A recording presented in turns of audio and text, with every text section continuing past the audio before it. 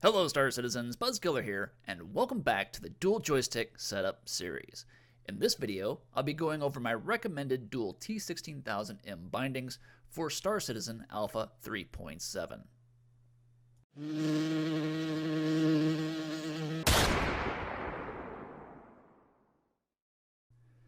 Before we get started, this video is primarily intended for people who have used my bindings in the past and already know how to import my bindings into both Star Citizen and Joy2Key. For those of you that don't know how to import bindings, I'll be releasing a video for the series entitled Star Citizen Importing and Exporting Bindings. For those of you who want to know more about my methods, I'll also be releasing a video called Dual T-16000M Binding Theory. Unfortunately, as of the time of this recording, neither of those videos have been released. So for those of you that need help, make sure to check my Dropbox for the README files and additional notes. The link to all my files, including the README, exported bindings, charts, Joy2Key configuration, and others, will be in the description of this video. Now, let's get started. The biggest control change to Alpha 3.7 was the removal of hover mode. For those of you that played 3.6, you know that hover mode was pretty much a buggy mess, and it made landing in atmosphere extremely difficult.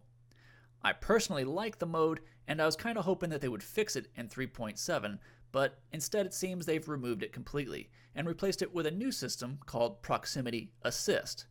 And that's supposed to slow down your ship inputs automatically when you get near obstacles.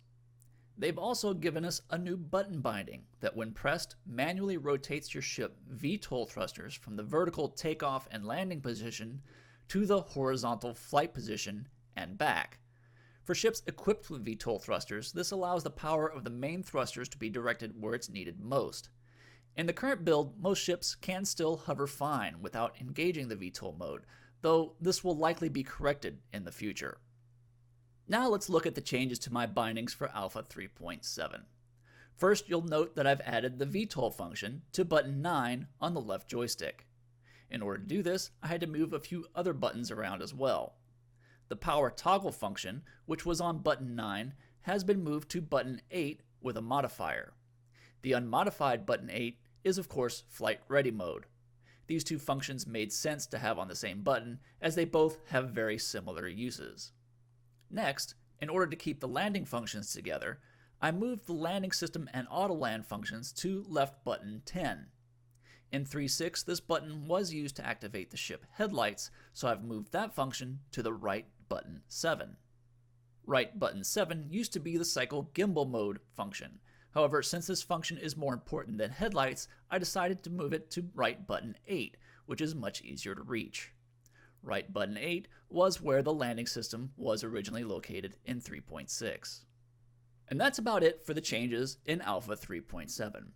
Once again, a link to my Dropbox with all the files you need can be found in the description of the video below. You'll also find links to the other videos in the series. If you run into problems, make sure to read the README file fully, as well as the additional notes for the T-16000Ms. If you don't find a solution, feel free to comment below and I'll try to help you out as best I can. As usual, don't forget to like, comment, and subscribe if you haven't already. This has been Buzzkiller, and I'll see you in the verse.